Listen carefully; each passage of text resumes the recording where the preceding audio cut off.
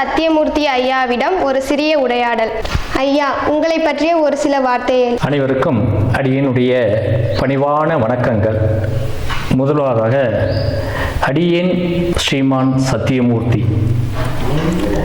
அடியேன் புதுக்கோட்டை மாவட்டத்தில் தென்னங்குடி என்ற கிராமத்தில் வசித்து வருகிறேன். கற்பக களிரே கணபதியே, உயர் கற்பனை கடந்த கணபதியே, கரிமுக வதனே கற்பகமே, உன் சொல்லடி தருவாய் கற்பகமே.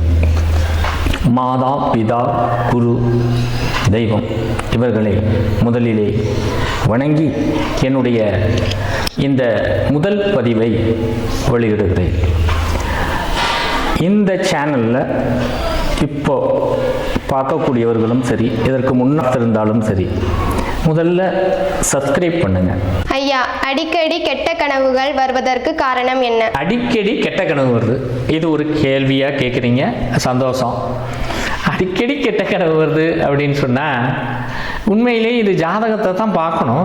நீங்கள் கேட்ட கேள்விக்கு நம்ம பதில் சொல்லணும் இல்லையா? 12ஆம்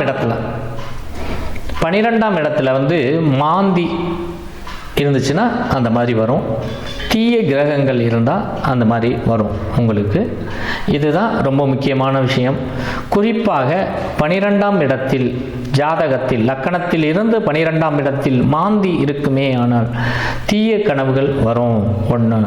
அதே போல் லக்கணத்திலேயே மாந்தி இருக்குன்னு வச்சுக்கோங்க, அவங்களுக்கும் அதுவும் அந்த மாந்தி எந்த கிரகத்தின் சாரத்தில் இருக்கிறார், இப்போ செவ்வாயுடைய சாரத்தில் இருக்கிறாரு அப்படின்னு வச்சுக்கோங்க.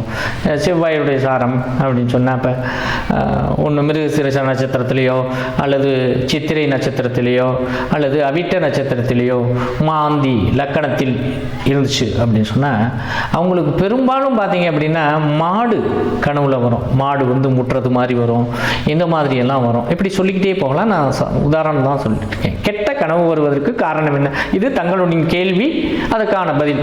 12ஆம் இடம் மோசமாக இருந்துச்சுன்னா வரும். அதுதான் வந்து சயன சுகம் அப்படிங்கிறது. சயனம் என்பது பெருமாள் சயன ஓலத்தில் படுத்திருக்காரு அப்படின்னா உறக்கத்தில், அந்த உறக்கக்கூடிய இடம் 12ஆம் இடம். அந்த இடத்துல வந்து தீய கிரகங்கள் மாந்தி இருந்தால் வரும். லக்கணத்தில் மாந்தி இருந்து இந்த மாதிரி சில நட்சத்திர பாதத்தில் இருந்துச்சு அப்படின்னு சொன்னால் கண்டிப்பாக அந்த மாதிரி கனவு வரும். அது ஜாதகத்தை பார்த்து கணித்த பிறகு அதற்கு தகுந்த பரிகாரம் செய்ய வேண்டும். செய்தால் குறைத்து கொள்ளலாம், நிறுத்தி கொள்ள இயலாது.